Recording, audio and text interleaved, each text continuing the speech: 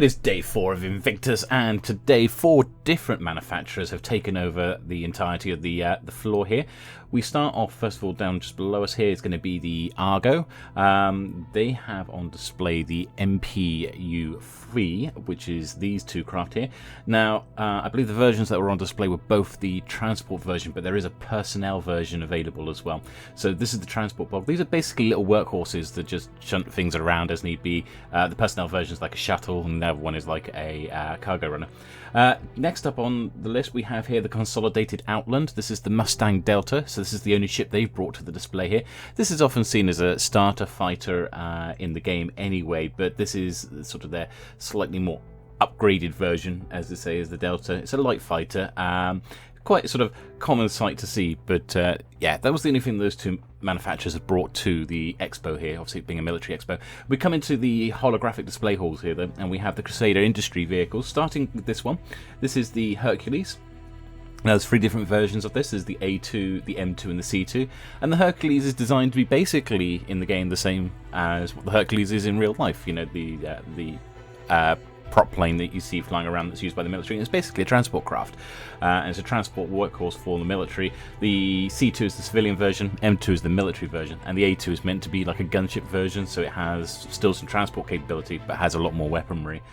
Then we come on to this one, and I know a lot of people are excited to see this one getting further development in this, and this is the Mercury Starrunner, also by Crusader Industries. This one is a courier vessel that's designed for data and cargo running. So yeah, it's hard to tell sort of the scale on this. I mean, it's only supposed to have a crew of between 2 and 3. So I don't think it's going to be particularly large, though there's some interesting imagery on the website of what the data running side of it is, the servers sat in the middle of the ship and everything else. And it's hard to tell the scale, because I think it should be bigger and looks bigger than needing just a crew of 2 or 3, so it'd be interesting to see what comes out of that one. We're moving down towards Misc, and do you notice there's a little bug on the floor here? So if we go back and take a step, we have a look. You can see that the Misc logo is there, and then it vanishes again as you approach it.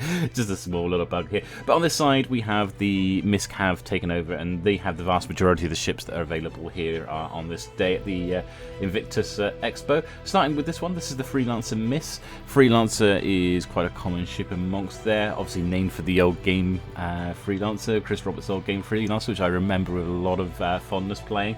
I actually own a normal Freelancer as well myself, so I know this ship quite well. But this is the MIS version, which is like their missile boat version of it. Still has its transport capabilities, if somewhat a little less than the normal Freelancer, but it also has a few other military capabilities as well, including some extensive missile launchers. So this section that we're walking into here, this is the cabin. You have space for 4 bunks in there, which double up as escape pods as well. And then we have down here, we got a suite here full of different foods and drinks. Obviously that's where you get food and drink from, and then behind you is also the toilet combined with shower. So there's a shower overhead, and then the toilet is just tucked away at the bottom there, which is like a fold out toilet. Interesting design and everything else like that. It's more utilitarian than actually any sort of sense of luxury. And then we come up into the front cabin here. So the Freelancer, I mean, I often fly around as a 1-person, but it is a 4-person vessel. You can take up to 4 people on there. So you have these sort of 2x2 seats here. Reminds me a bit of the Starbug from Red Dwarf, actually, in the arrangement of the consoles. As we come back from the cabin, then we get through to this section with the cargo area, and you've got there the top airlock, which is one way of getting in and out of the ship as well. So when we have ship-to-ship docking, you'll be able to use that a bit more. But this would be a small sort of middle cargo area. And then this section here we're going into is unique to the Freelancer MIS, which is where all the missile storage can be found. So you can see the missiles all racked up there. And then we come through to the back cargo bay for the Freelancer. So this is the MIS's version of it. There are a couple of different Freelancer variants. So there's the normal Freelancer, which is just basically a cargo runner. This is the back turret. That's how you get to the back turret. It's at the back there of the cargo hold itself. And there's this ramp here as well. There's still a few little bugs with the ramp. It doesn't quite always hit the ground, I found, currently with the Freelancer. But other variants include the expanded version, the Freelancer as well, the Freelancer Max. This here is Misc's racing vessel, or it's an adaptation of the racing vessel. So this is the Razor EX. So the Razor is a racing vessel primarily. There's a luxury version as well. But the EX was designed for the military. It's a stealth version that was intended for surveillance and for fast extraction. I like the design of this, very sleek, and I love the way the light shines off that black paintwork as well. I think it's a very gorgeous little stub craft. Then we come on to this one. It's a bit of an unusual design in this one, reminiscent of Star Wars' B-Wings, because this here is the Reliant series. Now you move into the cockpit at the front, and then when it takes off, the entire wings rotate 90 degrees, so they're sitting vertical rather than in this horizontal position. Again, there's a number of variants here on this one. So this is the Reliant Tana, which is the fighter version. It's got a little cabin in the back here, with a couple of bunks and everything there, and a few little amenities. But there's also a couple of versions. There's the Mako, which is like a reporter version. There's a Core, which is a light freight version. And there's also the Sen, which is a science version as well. This version, though, was a little bugged that was sitting in the Invictus launch week, because there was this, like, again, floating thing that reminded me we had it on one of the other days sitting in the cargo bay of one of the ships. But this was, it stopped us from actually getting through to the front cockpit of the actual ship itself. Bit of an old one, that one. And then we come through to the final ship of the day. This is the Misc Starfarer Gemini, which is temporarily going to be obscured here by the Misc symbol, but I thought I'd catch it in there as we were going around. So the Starfarer Gemini is the military version of the Starfarer. It is designed as a fueler, or refueler. And you can see on the front here we have this like rocket pod here that replaces what is on the normal Starfarer. It's a fuel scoop. So the military version doesn't have the fuel scoop. I guess it just refuels at port and then goes out and refuels its ships. Whereas the civilian version actually has its own fuel scoop on the front, which can actually pick up stuff. But as you can see, we have tucked back here a bunch of fuel tanks. It also has a cargo capacity, but these fuel tanks give it additional fuel capacity, which you can then use to refuel other ships on the run, or on the fly, so to speak. These can also be replaced with cargo pods, according to the description, though I don't think that's obviously not available yet in the game, because they're still working on that sort of modularity that's available, they were hoping for with some of the ships, especially some of the other Misc ships, like the Hull series, for example. But yeah, you can replace these with cargo pods eventually, but at the moment they are just fuel pods shown here. But I love this sort of exterior work in here. It's got a very industrial look to it, though it's a bit weirdy as we're coming up into the ship itself. We'll take you on a quick tour. You'll have to bear with us because it feels very, very dark inside the ship, and it also feels like the ship has taken a lot of damage. And I did actually hire a version of this ship as well to have a look at it, and yeah, I had exactly the same situation. You got all like these gases being escaped in here, and at certain points you start seeing like panels sparking. It's as though the ship has taken damage. And even with a brand new renting higher version of this, it was exactly the same, and the lighting was exactly the same as well. So I'm not sure. I think it could be a bit lighter in places. I mean, where there is light in here, you know, you can perfectly see fine. And if this lighting was replicated around the rest of the ship, into all the dark spaces, I would probably like this ship a bit more. I think this just put me off the ship. Otherwise, there are elements I really like about this ship. It's just this lighting and all this sort of gassing and making it look like it's been damaged or something going on there that makes me sit there and think, oh, I'm not so keen on this at the moment. Maybe that's meant to be venting atmosphere, I'm not sure, because it's coming out of all these vents here that you've got there. And what we do have is this open spot at the back here, though. So obviously at some point you're supposed to be able to come out here in a spacesuit. So this is actually, we're on the exterior of the ship, but it has like planking going around the outside and lifts that go back inside.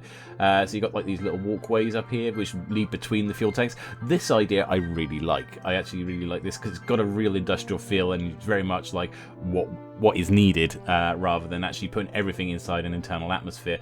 Then why don't we put some of it outside of an internal atmosphere, because we don't need to have it inside an internal atmosphere. And this is things like access to all the fuel tanks like this, so if you need to do repairs. So I can just imagine being flying around in space or in the mid-combat and having to come out here and doing repairs. It would be quite an experience, actually. And so this bit I really like. I'd like to see this a little bit more on a couple more industrial style ships.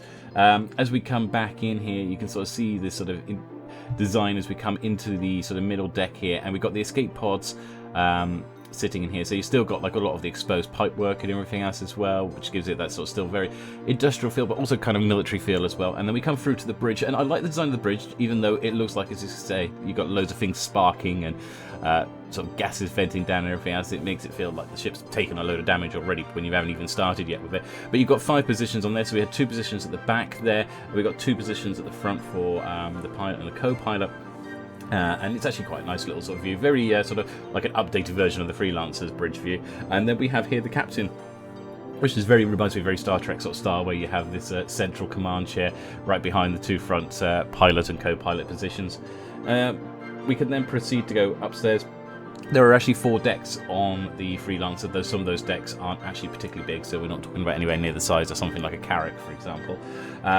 But if you come up to the very top deck, which you can get through a lift up here when the doors decide to open for us. There we go. We get onto this lift that takes us through to the top bit. So some parts are accessed by lifts, some parts are accessed by ladder, some parts are accessed by various different by stairwells.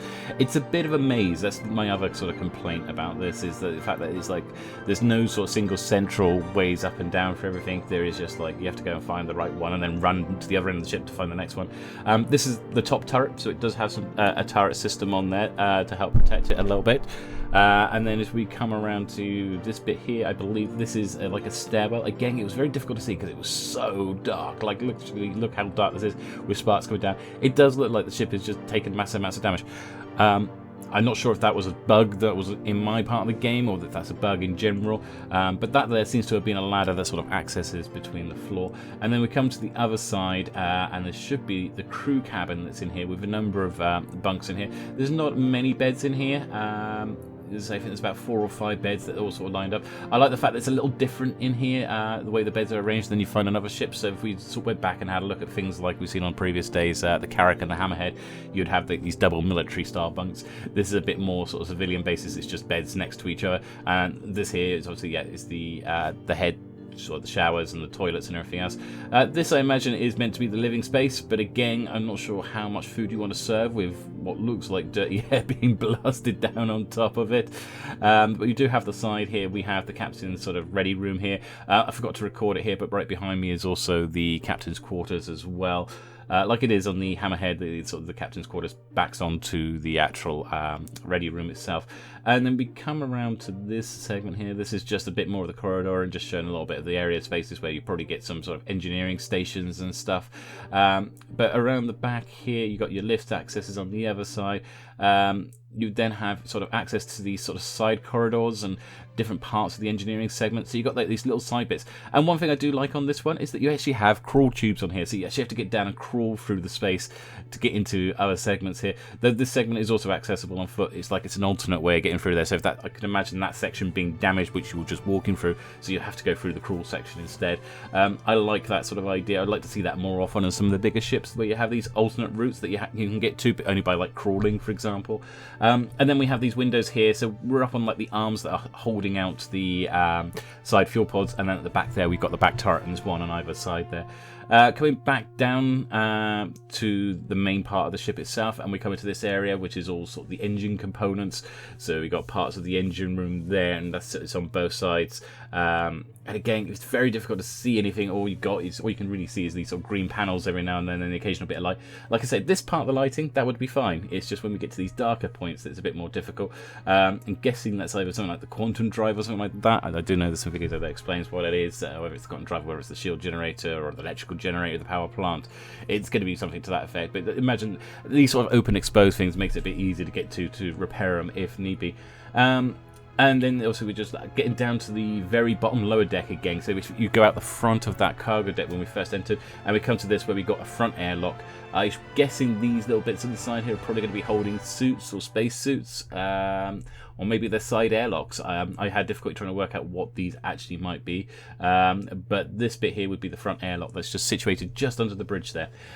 So that's it for the 4th day. Tomorrow is going to be Drake Interplanetary. What I'll do is I'll leave you with a couple of little hiccups that we had here. The first one was trying to fly the Starfarer myself, so I actually hired the Starfarer Gemini out, but there's a bug, and I've seen it happen before on other YouTubers as well, where your ship basically gets caught trying to take off from the air dock, and you can see the back gets caught, and we just get flipped over, and yeah, we have difficulty trying to get away from the air dock, and it's almost like the back tail's been caught, and you end up then just in this awkward position upside down on the air dock. So it looks like actually we're exiting out the bottom of an air dock, but actually we're upside down here, sort of floating around the bottom there.